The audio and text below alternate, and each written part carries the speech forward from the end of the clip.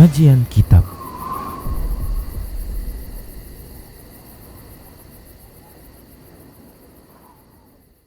Bismillah, assalamualaikum warahmatullahi wabarakatuh.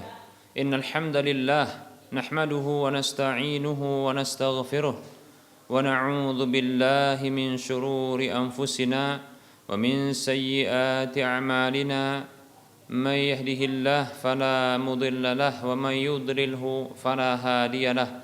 Wa asyhadu an la ilaha illallah wahdahu la syarika lahu wa asyhadu anna Muhammadan 'abduhu wa rasuluhu sallallahu alaihi wasallam. Qala Allah tabaraka wa ta'ala ya ayyuhalladzina amanu taqullaha haqqa tuqatih wa la tamutunna illa wa antum muslimun.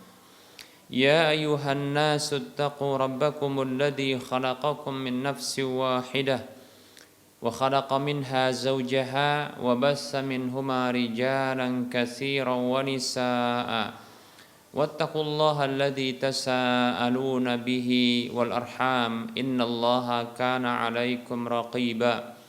Ya ayyuhalladzina amanu taqullaha wa qulu qawlan sadida yuslih lakum a'malakum wa yaghfir lakum dhunubakum wa may yuti'illaha wa rasulahu faqad faza fawzan 'azima. Amma ba'd, fa inna asdaqal hadisi kitabullah wa khairal huda huda Rasulillah sallallahu alaihi wasallam wa syarrul umuri muhdatsatuha wa kullu muhdatsatin bid'ah wa kullu bid'atin dhalalah wa kullu dhalalatin finnar.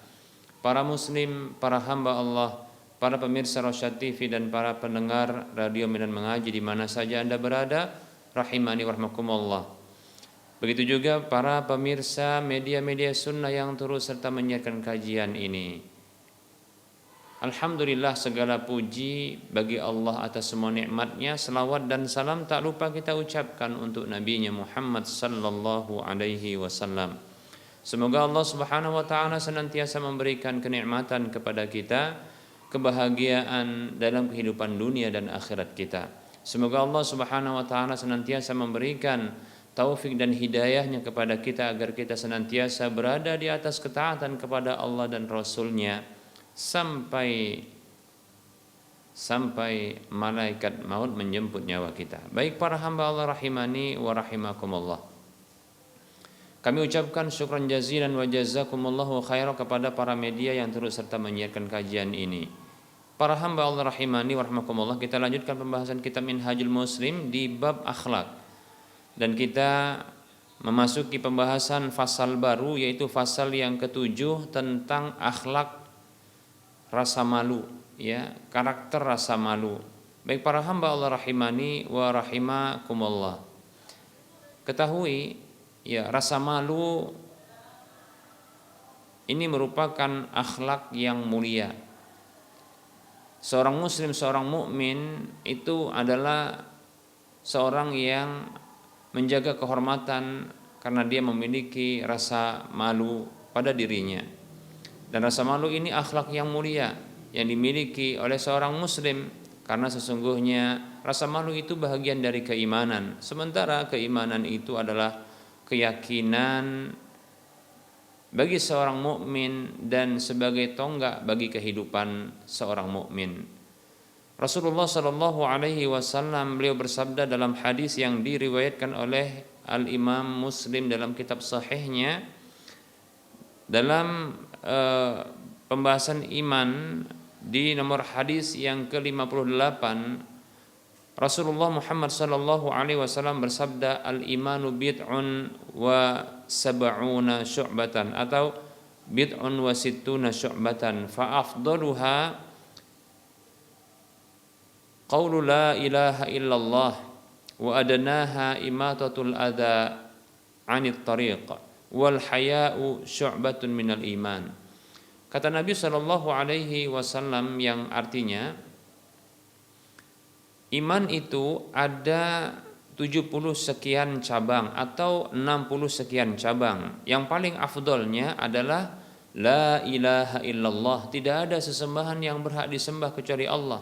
Dan yang paling rendahnya adalah menyingkirkan gangguan dari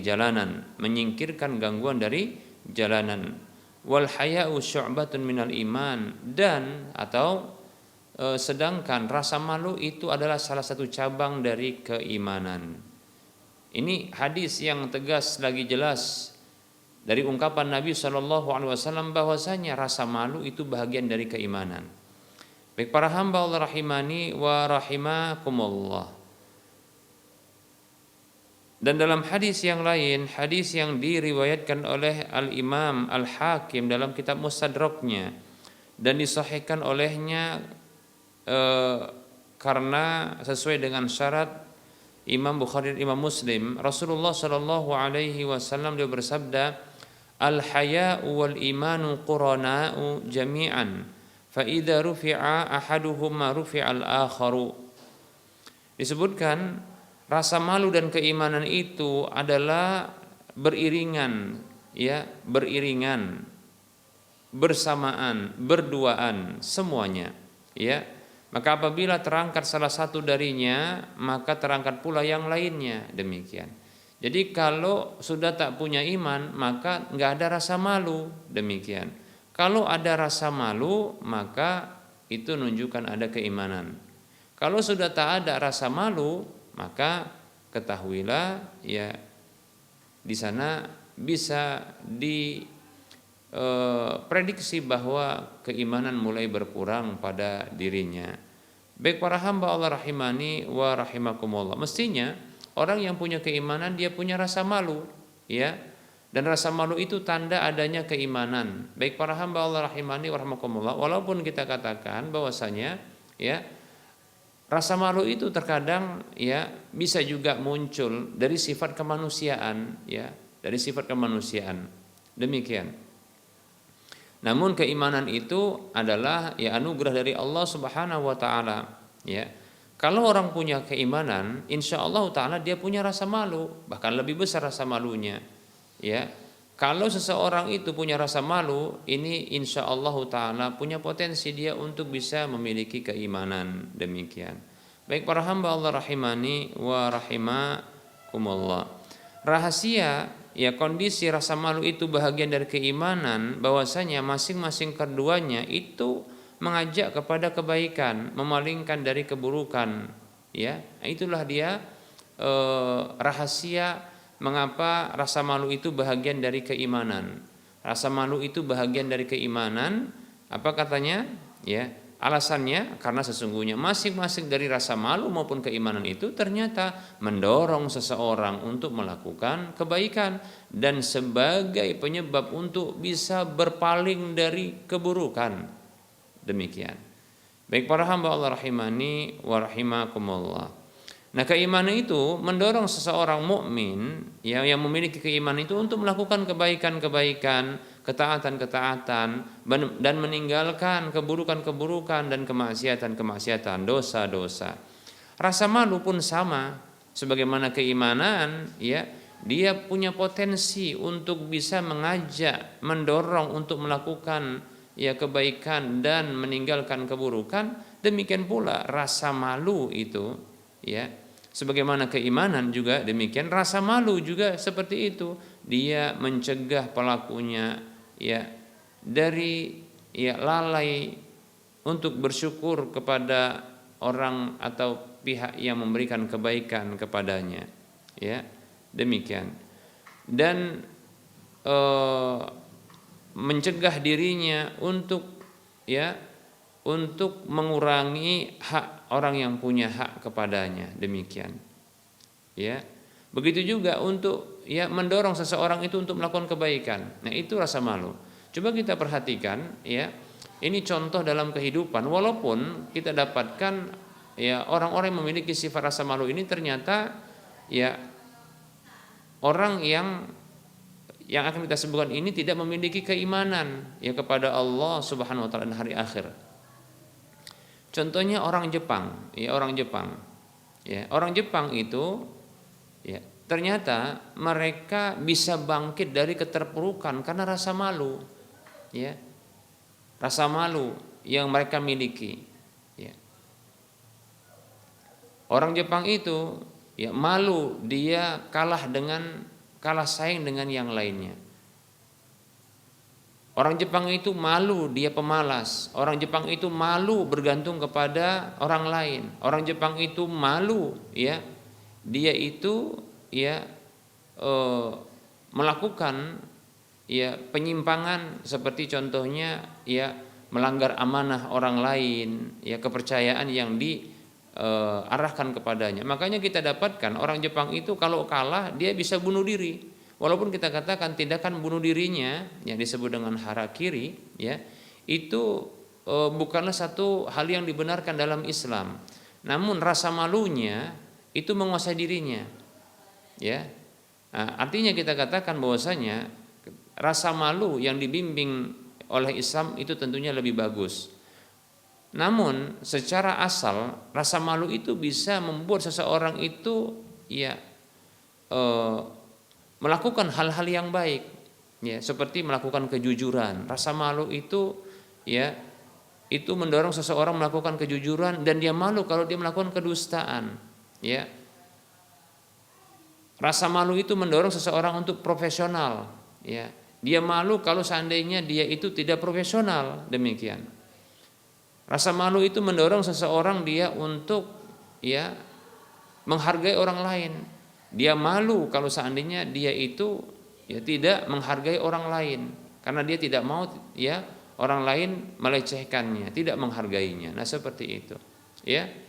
Nah, inilah ya yang kita dapatkan ya dari orang-orang Jepang, ya. Kita lihat ya. Ini bukti bahwasanya rasa malu itu bisa ya membangkitkan ya seseorang itu untuk melakukan hal-hal yang baik.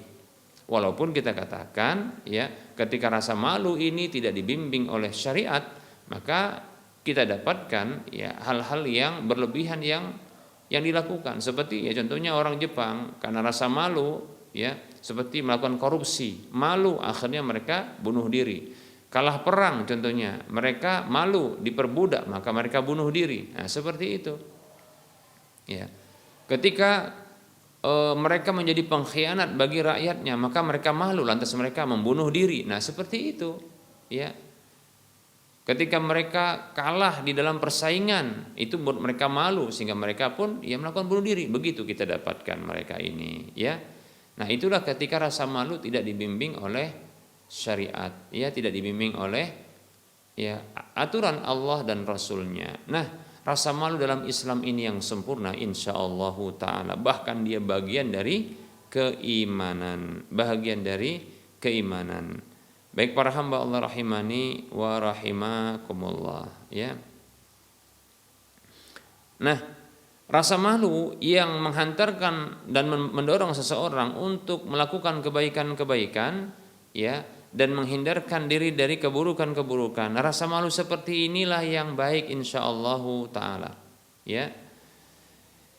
Ya, tidaklah seseorang itu memiliki rasa malu yang dibimbing oleh syariat ini kecuali pasti insyaallah ya dia memiliki kebaikan. Ada kebaikan dan akan ya bersamanya ada kebaikan insyaallah ta'ala. Sebagaimana ada ungkapan Nabi SAW yang sahih dari beliau. Dalam hadis yang diriwayatkan oleh Imam Al-Bukhari dan Imam Muslim, Rasulullah SAW bersabda, "Al-haya'u la ya'ti illa bi khairin." Ya, rasa malu itu tidaklah mendatangkan kecuali kebaikan. Ya, betul kita katakan, ya kalau dibimbing oleh syariat rasa malu tersebut. Ya, kalau tidak maka ini bisa jatuh kepada ya sikap berlebihan seperti yang kita sebutkan tersebut, ya. Nah, begitu juga ada riwayat yang lain ya yang Rasulullah bersabda dalam hadis yang diriwayatkan oleh Imam Muslim, al-haya'u khairun kulluhu. Rasa malu itu bagus semuanya, baik semuanya. Ya, bila rasa malu tersebut ya, rasa malu itu dibimbing oleh syariat ya, yang munculnya dari syariat, ya munculnya dari keimanan. Insyaallah taala ya rasa malu ini akan mendatangkan kebaikan dengan izin Allah Subhanahu wa taala ya. Lawan dari rasa malu adalah ya ungkapan keburukan pada rasa malu, lawan dari rasa malu yaitu adalah keburukan atau kekejian yang ada pada ungkapan maupun perbuatan, ya. Jadi lawan dari al-haya yang itu artinya rasa malu adalah al-bada. Ya, apa itu al-bada? Yaitu fuhsyun fil qawli wal fi'li, ya. Yaitu kekasaran atau kekejian dalam ungkapan maupun perbuatan, ya. Dan ketidaksopanan, ya, keburukan dalam ucapan-ucapan, ungkapan-ungkapan. Nah, ini kita dapatkan orang-orang yang tidak punya rasa malu demikian, ya. Ucapannya kasar, jorok, jelek, tindakannya juga demikian, ya, tidak ada, ya, menunjukkan rasa malunya demikian, ya. Baik para hamba Allah rahimani wa rahimakumullah. Seorang muslim, seorang mukmin itu tidaklah dia, ya, buruk dan jelek pada ungkapan maupun tindakannya, ya. Tidak mau menceburkan diri dalam, ya, hal-hal yang buruk, ya. Tidaklah dia kasar, juga tidak dia, ya, bengis, ya. Karena sesungguhnya sikap-sikap seperti ini, sikap kebengisan, kekasaran, ya, tidak sopan kita katakan, begitu juga kekejian, keburukan, ini sesungguhnya sifat penghuni neraka. Sementara seorang muslim, seorang mukmin itu seorang, ya, penghuni surga insyaallah taala. Semoga Allah memasukkan kita ke dalam surga dan menjauhkan kita dari nerakanya, amin ya rabbal alamin, ya. Maka tidaklah menjadi akhlak bagi seorang mukmin yaitu akhlak-akhlak yang kasar, ya, yang jelek dan buruk seperti ini, ya, demikian. Rasulullah Shallallahu Alaihi Wasallam bersabda, al haya'u minal imani wal imanu fil jannati wal bada'u minal jafai wal jafa'u fin nari. Hadis ini hadis yang dikeluarkan oleh Imam Muslim, demikian pula diriwayatkan oleh Imam Ahmad dalam musnad dengan sanad yang sahih, ya.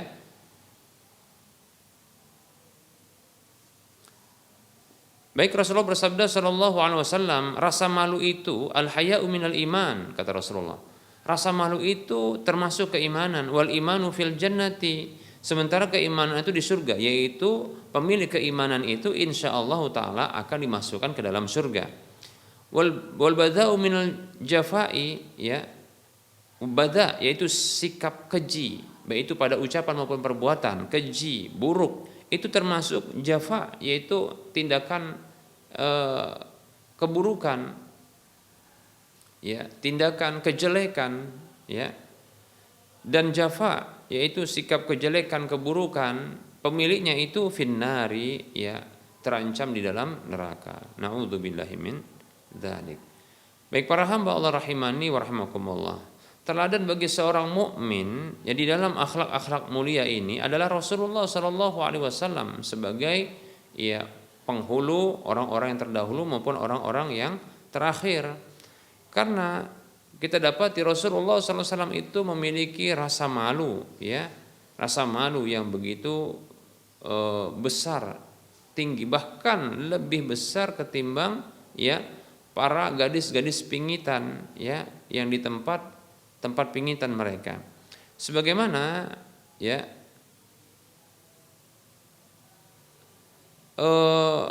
diriwayatkan dalam sebuah hadis yang diriwayatkan oleh Imam Bukhari dari Abu Sa'id Al-Khudri radhiyallahu anhu, ya, yang Abu Sa'id Al-Khudri radhiyallahu anhu mengatakan, fa idza ra'a syai'an yakrahuhu arafnahu fi wajhihi, ya.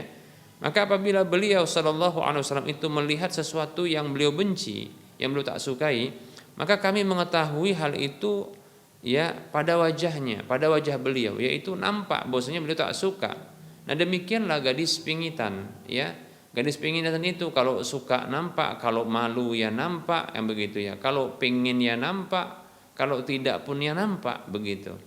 Cuma nggak terungkap dalam lisan. Nah, begitu, ya. Rasulullah Shallallahu Alaihi Wasallam demikian, bahkan lebih malu. Rasulullah nggak banyak cerita, ya. Rasulullah tidak banyak mengungkapkan hal-hal yang kalau tak suka, ya, itu lantas diungkapkan. Biasanya kalau manusia tak suka dengan sesuatu, ungkapannya itu, ya, itu terkadang muatannya, ya, itu kasar, ya, ada muatan emosional di dalamnya, demikian. Nah, seperti itu. suara meninggi, sehingga ini akan menimbulkan kesan buruk demikian.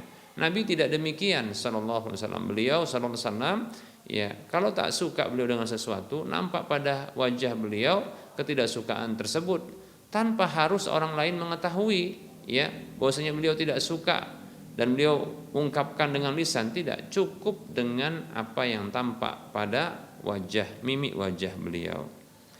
Baik para hamba Allah rahimani wa rahimakumullah.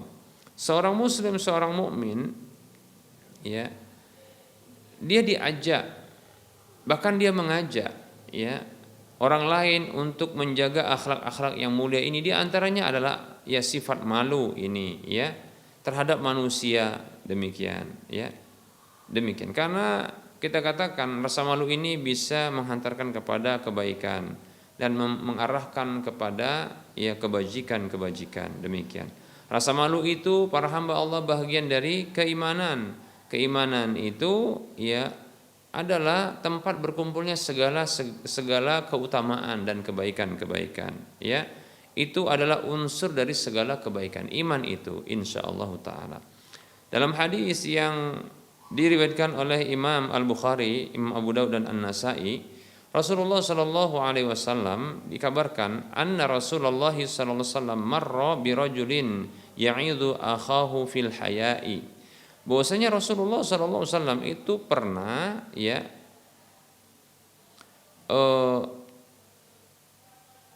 melewati seseorang yang dia memberikan wejangan kepada saudaranya tentang rasa malu ya. Faqala, maka Rasul bersabda kepadanya, da'hu, biarkan dia, fa innal haya'a minal imani, ya, sesungguhnya rasa malu itu termasuk dari keimanan.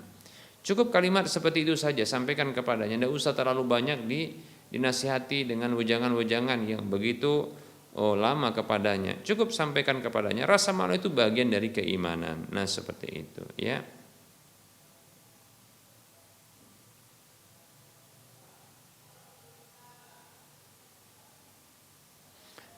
Maka Rasulullah SAW mengajak ya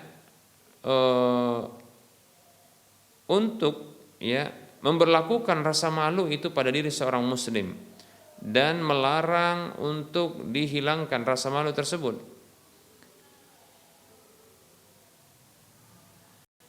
Baik para hamba Allah rahimani wa rahimakumullah.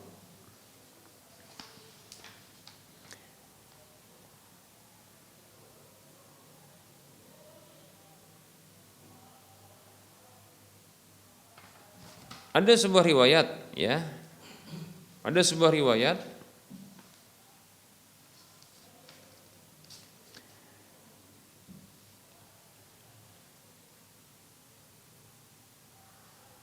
di mana Nabi ya sallallahu alaihi wasallam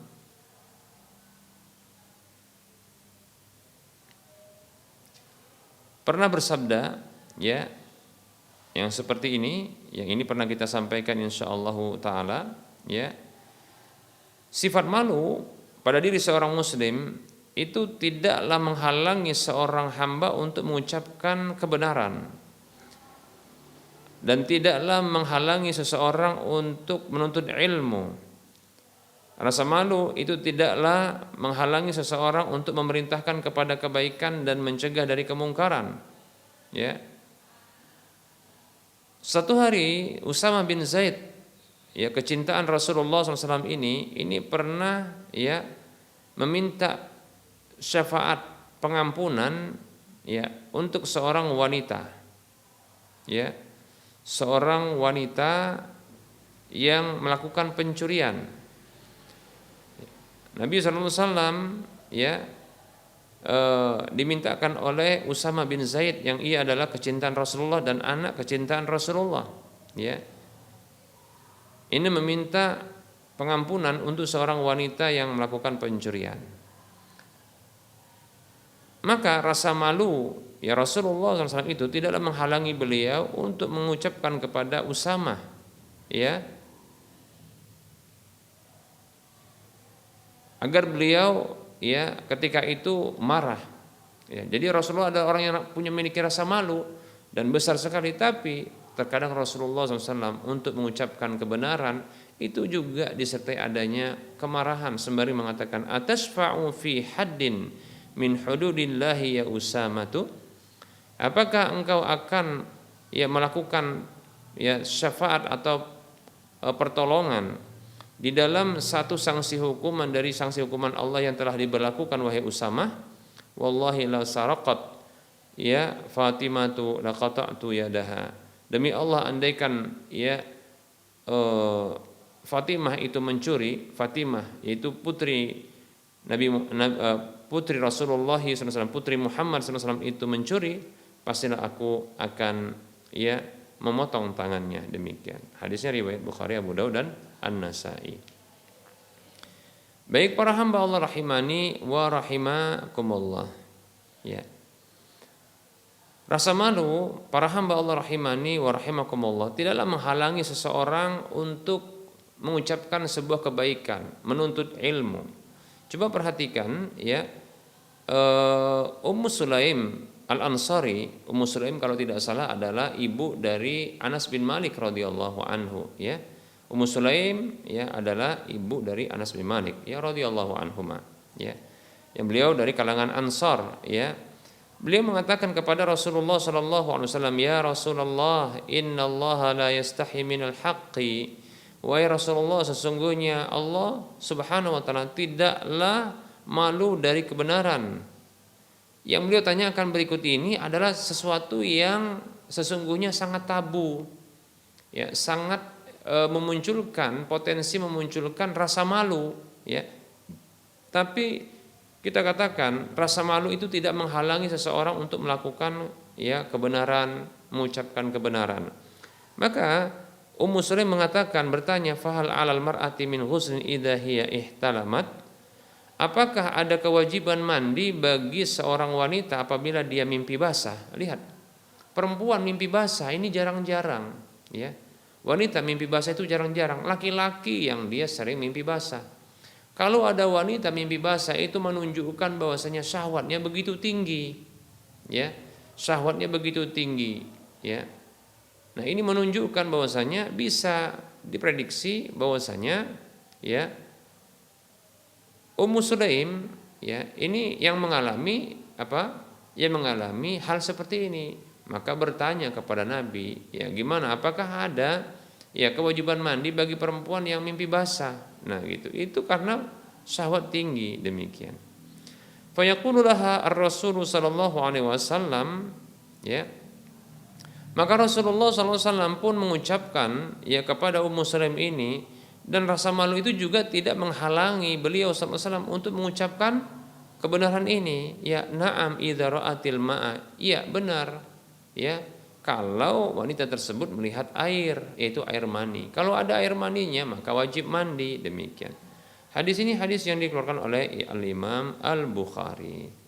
Baik para hamba Allah rahimani wa rahimakumullah.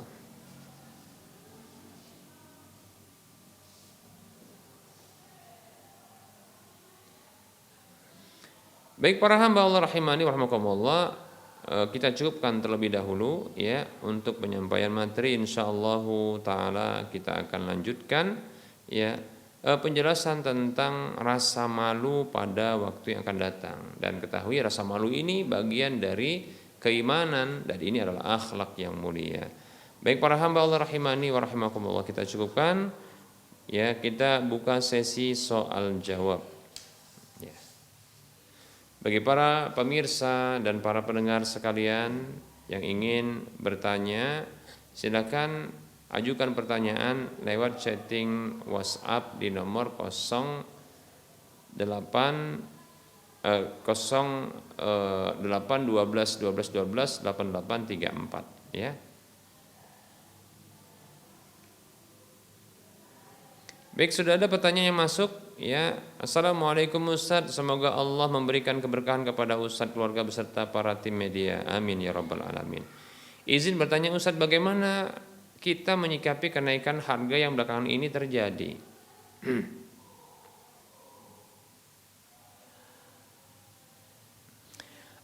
Apakah ada sikap yang Rasulullah ajarkan kepada para sahabat terkait dengan kenaikan harga Ustaz?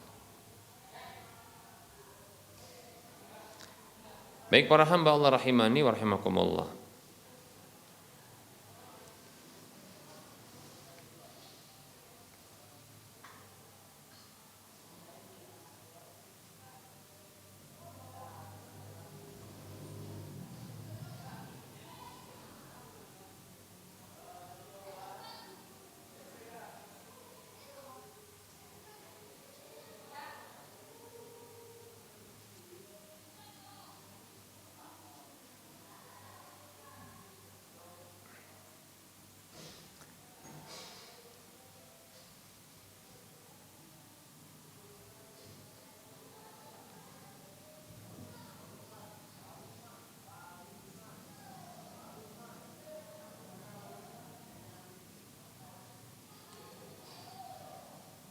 Kita akan sebutkan firman Allah Subhanahu wa taala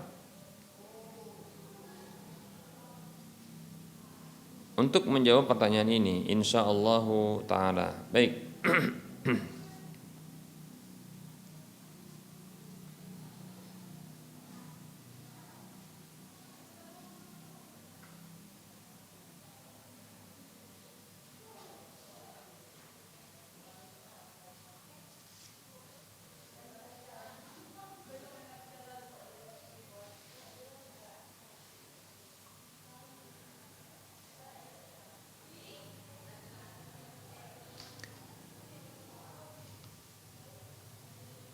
Bismillah.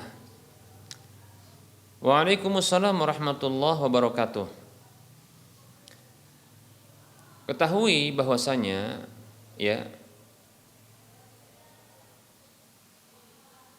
tipe manusia memang diciptakan oleh Allah Subhanahu wa taala itu suka berkeluh kesah, ya.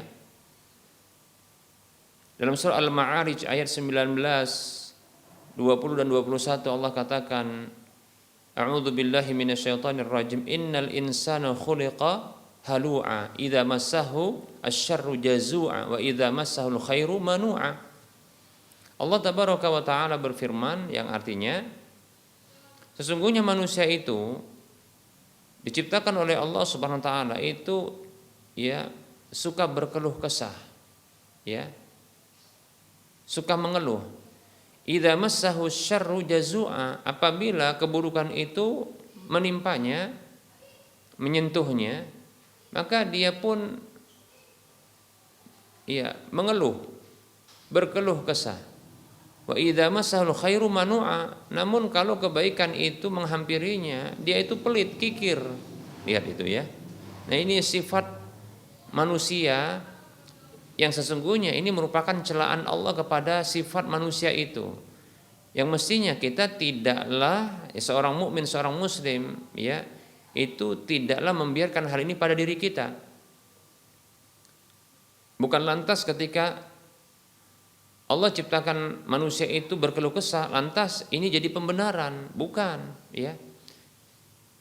Allah ciptakan kita punya nafsu.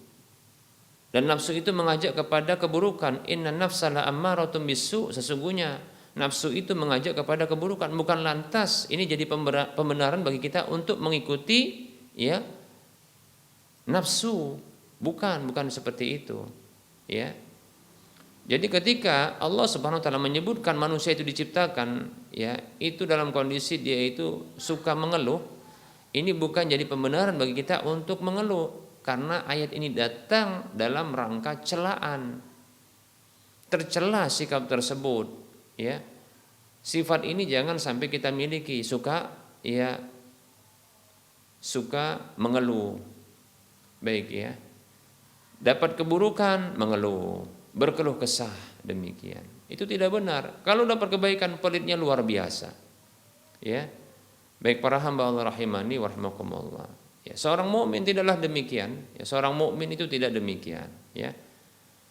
Nah, ketahui bahwasanya ya harga yang dinaikkan ini kita katakan bukankah sebelumnya juga telah kita dapatkan ada kenaikan harga.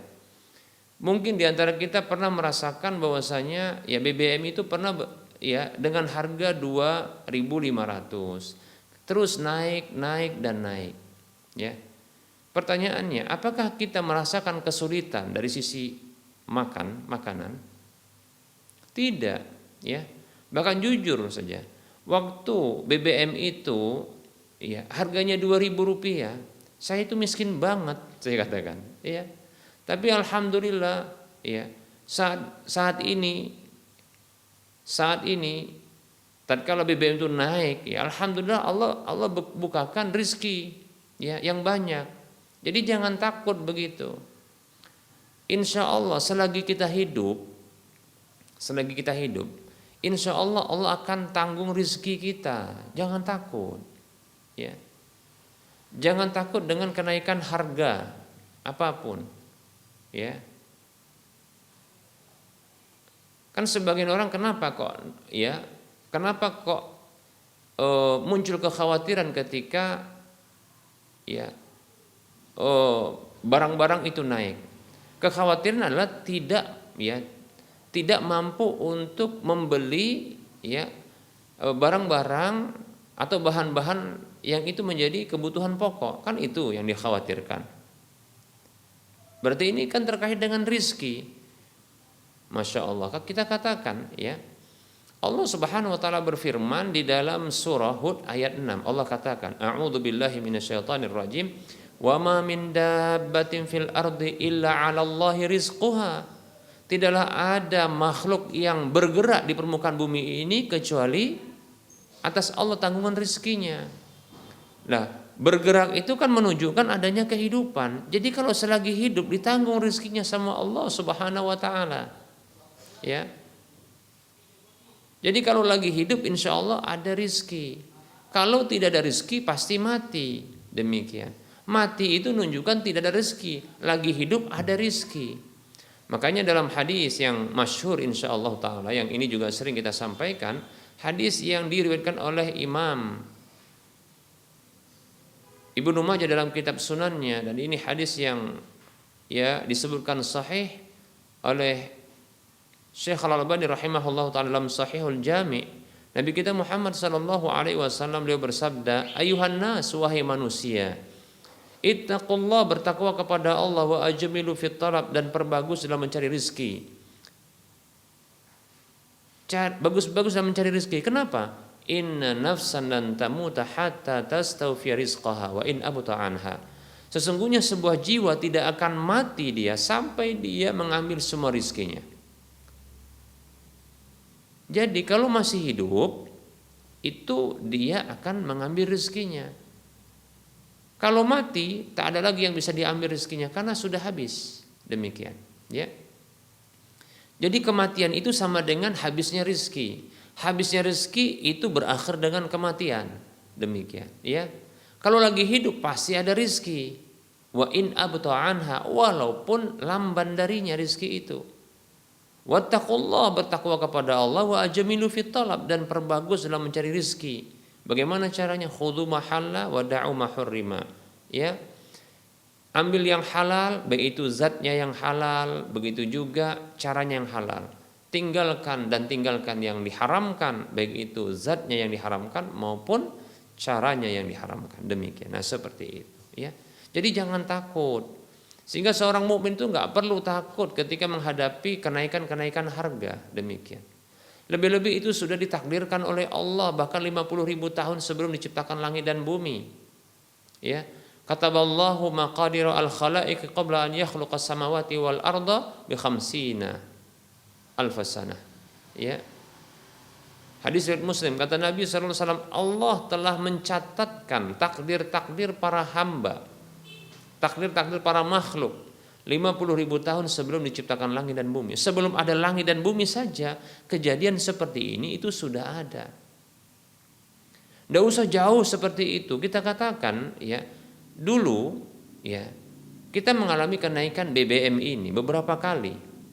Ya, ini tahapan-tahapan. Apakah ketika dulu kita mengalami kenaikan BBM kita susah makan?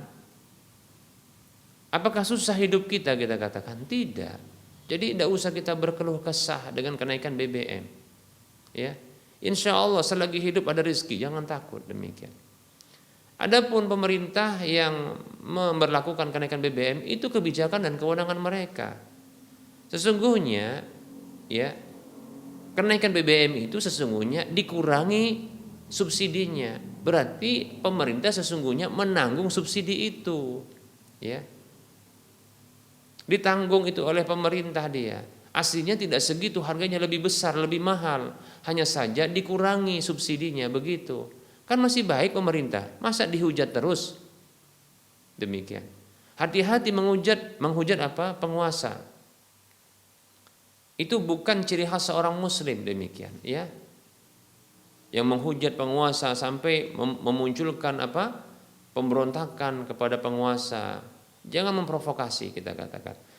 Kita memberikan sebuah ilustrasi. Apabila Anda seorang pemimpin, bawahan Anda tidak suka dengan kebijakan Anda, lantas dia melakukan ya hujatan, dan hujatan itu dilakukan di mana? Di media sosial, atau dia di luar, dia melakukan unjuk rasa.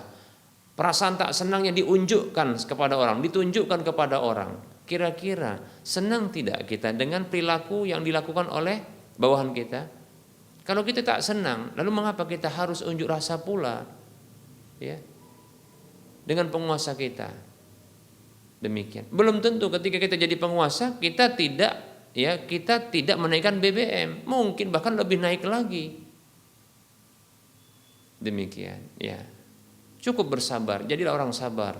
Ya, innallaha ma'as sabirin, sesungguhnya Allah bersama dengan orang yang sabar. Demikian. Wallahu taala a'lam.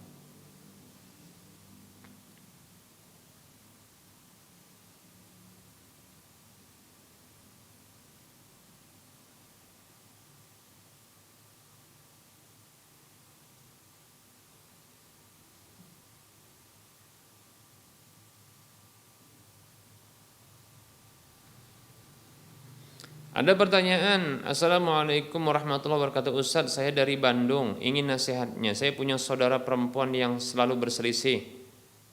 Ya, saya ingin mendamaikan mereka, tapi tak bisa Ustadz. Ya, karena mereka itu ya keras, masing-masing paling benar. Harus bagaimana menengahi mereka Ustadz? Terima kasih. Waalaikumsalam warahmatullahi wabarakatuh. Baik ya. Bismillah, waalaikumsalam warahmatullahi wabarakatuh. Ketahui bahwasanya kewajiban seorang mukmin adalah mendamaikan saudaranya. Ya. Lebih-lebih adalah saudara yang diikat dengan dua tali ikatan. Yang pertama adalah tali iman, yang kedua tali nasab. Maka tentunya lebih bersemangat. Allah Subhanahu wa taala berfirman dalam surah Al-Hujurat ayat 10, Allah katakan, "Innamal mu'minuna ikhwatun fa aslihu baina akhawaykum." Sesungguhnya orang-orang beriman itu bersaudara, hanyalah bersaudara. Maka damaikanlah ya di antara saudara-saudara kalian. Nah, jadi damaikan itu perintah Allah. Bahkan ya perilaku atau tindakan mendamaikan saudara dalam hadis yang lain disebutkan itu lebih afdal ketimbang ya derajat sholat dan puasa. Ya, demikian. Bukan berarti ketika kita mampu untuk mendamaikan dan kita selalu mendamaikan orang lantas kita tidak sholat dan tidak puasa. Salah, tidak begitu maksudnya. Maksudnya kalau kita punya amalan-amalan seperti sholat, puasa, ya mendamaikan, maka mendamaikan itu lebih tinggi kedudukannya, lebih afdal ketimbang kedudukan sholat dan puasa itu. Artinya kita bersemangat, ya sebagaimana kita bersemangat untuk melakukan sholat dan puasa, maka bersemangat pula untuk mendamaikan ya saudara-saudara kita. Lebih-lebih ini saudara yang kita diikat dengan ya tali ukhuwah Islamiyah, yaitu agama, ya. Kemudian ya tali nasab. Maka ini sangat kuat. Ya. Baik para hamba Allah rahimani wa rahimakumullah. Maka bersemangat untuk mendamaikan. Nah, bagaimana trik dan caranya? Pertama, minta tolong sama Allah. Ya, minta tolong sama Allah.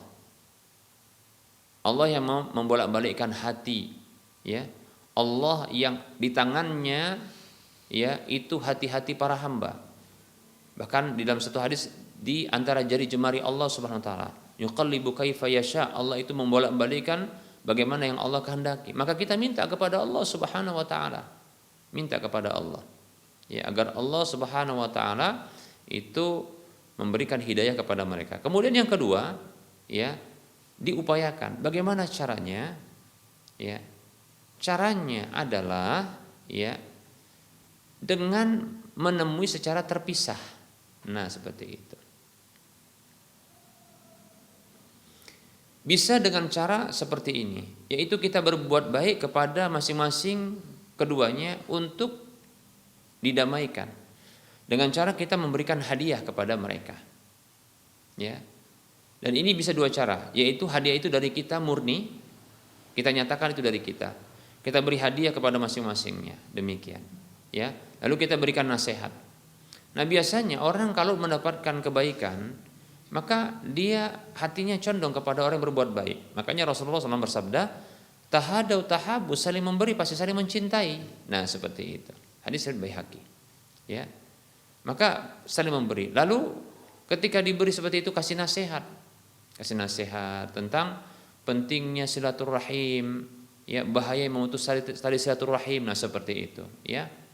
Sampaikan kepada mereka, ya, tentang motivasi bersilaturahim, seperti panjangnya usia dan murahnya rezeki, ya, demikian. Motivasi mereka secara terpisah, Jadi beri dulu hadiah kepada masing-masingnya di waktu yang terpisah, lalu berikan nasihat. Seperti hadis Nabi sampaikan kepadanya, man ahabba an yubsata lahu fi rizqihi wa yunsa lahu fi athari falyasil rahimahu. Hadis riwayat Bukhari, Muslim dan yang lainnya. Siapa yang suka dipanjangkan umurnya, diluaskan rizkinya, maka sambunglah tali silaturahimnya. Nah, begitu. Nah, ini contohnya, ya. Ya. Motivasi seperti itu. Begitu juga, ya. Takut-takuti apabila memutuskan tali silaturahim, termasuk berselisih dan bertengkar itu merupakan bentuk, ya, pemutusan tali silaturahim. Sampaikan kepada bahwasanya memutus tali silaturahim ini bisa dampak buruknya di dunia dan di akhirat. Sampaikan hadis, contohnya Nabi SAW bersabda dalam hadis yang diriwayatkan oleh Imam Bukhari dalam Adabul Mufrad dan yang lainnya. Rasulullah bersabda sallallahu alaihi wasallam, ya, ma min dzambin ahra an yu'ajjilallahu al-uqubata li sahibiha fid dunya ma'a ma yudakharu lahu fil akhirati minal baghi wa qati'atir rahimi. Kata Nabi sallallahu alaihi wasallam, tidak ada satu dosa yang lebih layak bagi Allah Subhanahu wa taala untuk Allah segerakan bagi pelakunya sanksi hukumannya di dunia, bersamaan ada yang Allah simpan baginya di akhirat kala ketimbang dosa, kedzaliman dan memutuskan tali silaturahim. Nah, seperti itu. Ya. Bahkan, ya, dalam hadis qudsi Allah mengatakan, ya, sesungguhnya rahim itu berasal dariku, ya, dan aku ambil dari namaku. Demikian. Nama Allah itu Ar-Rahman Ar-Rahim, ya. Jadi silaturahim. Jadi silaturahim itu diambil dari kata nama Allah Ar-Rahman atau Ar-Rahim. Demikian, ya.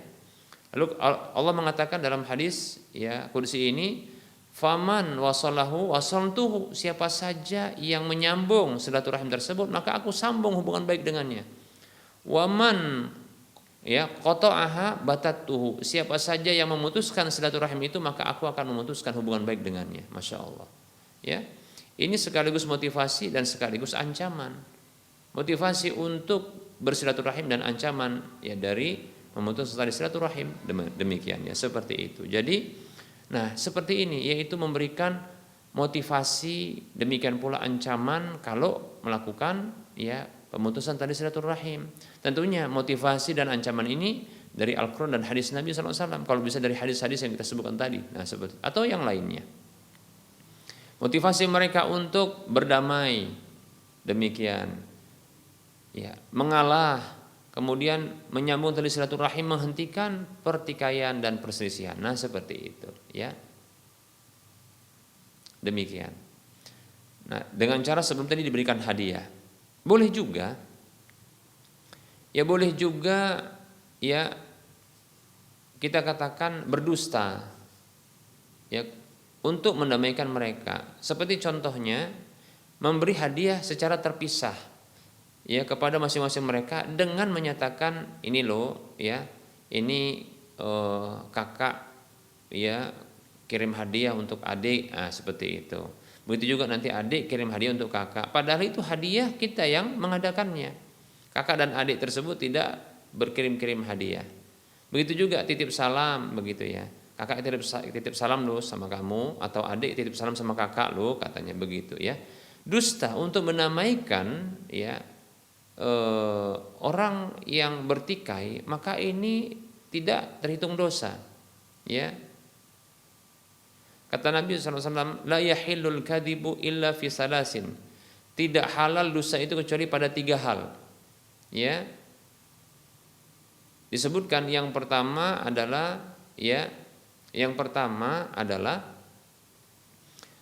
di dalam pendamaian ya, dua pihak yang bertikai. Kemudian yang kedua adalah ya seorang ya suami dengan istrinya, pasangannya dengan seorang dengan pasangannya, demikian ya. Kemudian yang ketiga adalah di dalam peperangan. Baik, hadisnya hadis yang sahih dengan makna yang mirip seperti kita katakan ini ya. Bahwasanya Rasulullah SAW mengeluarkan, Nabi SAW mengeluarkan ya keharaman dusta itu dari ya tindakan mendamaikan dua pihak yang bertikai. Itu bukan merupakan dosa, demikian. Jadi boleh berdusta seperti tadi ya, kita katakan dusta ya, berdusta ya, titip salam ya ke masing-masing pihak di waktu yang terpisah, di tempat yang terpisah. Itu juga memberikan hadiah yang satu pihak dikatakan ini memberikan hadiah kepada yang lain. Nah, seperti itu. Demikian. Padahal tidak ada kenyataan demikian. Tapi tidak mengapa, itu upaya untuk upaya untuk mendamaikan dan bukan terhitung dosa. Wallahu taala a'lam.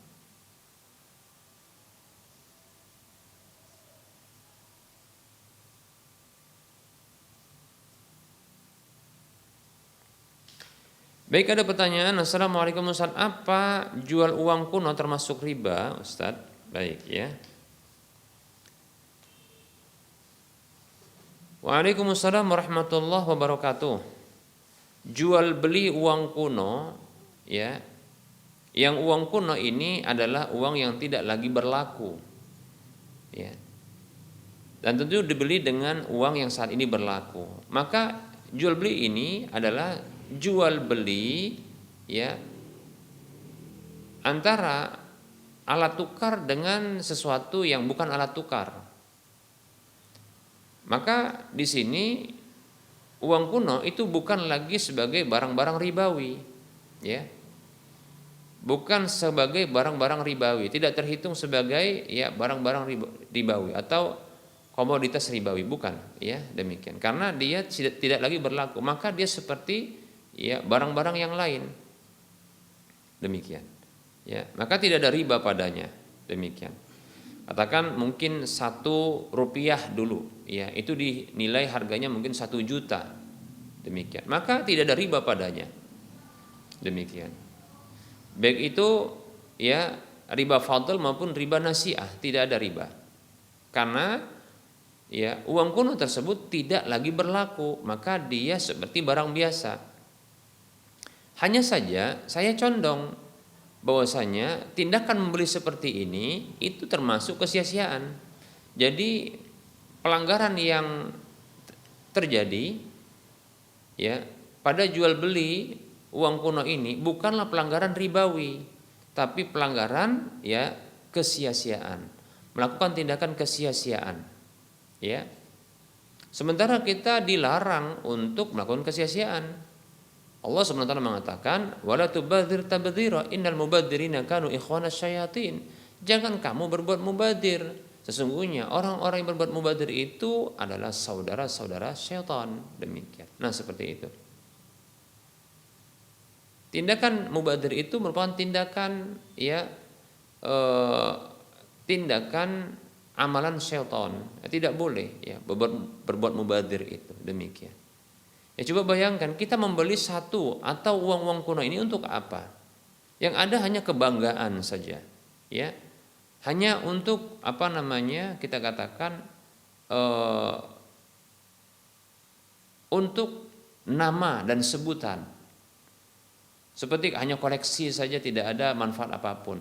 Berbeda halnya apabila untuk ya kebutuhan sejarah. Contohnya pihak pemerintah yang membelinya. Untuk apa ini? Untuk koleksi museum. Nah, ini akan menjadi sejarah. Maka ini ada manfaat, kita katakan. Ada manfaat. Tapi kalau hanya untuk koleksi pribadi, hanya untuk kemewahan, kebanggaan, maka kita katakan itu di jalan syaitan. Ya. Makanya dalam hadis yang diriwayatkan oleh Imam Tabrani, ya, Rasulullah bersabda sallallahu alaihi wasallam, "Wa idza kharaja ya riya'an wa mufakharatan fahuwa fi sabili asyaitan." Atau kama qala sallallahu alaihi wasallam. Kata Nabi sallallahu alaihi wasallam yang maknanya apabila seseorang itu keluar ya dalam kondisi keluar dari rumahnya, maksudnya adalah untuk riya'an wa mufakharatan. Riya yaitu pamer, kemudian mufakharah yaitu bangga-banggaan, maka fahuwa fi sabili syaitan. Dia itu berada di jalan syaitan, demikian. Jadi saya condong ya jual beli uang kuno ini itu bisa jatuh kepada ya kesia-siaan ya. Jadi pelanggarannya pelanggaran kesia-siaan ya, kecuali bila memang ada kebutuhan, ada keperluan seperti tadi keperluan untuk ya untuk sejarah ya. Untuk sejarah negeri ini, negara ini yang membeli pemerintah atau pihak lain yang untuk kebutuhan sejarah seperti itu. Maka ini ada manfaat. Kalau hanya untuk koleksi pribadi maka tidak ada manfaat. Wallahu ta'ala a'lam.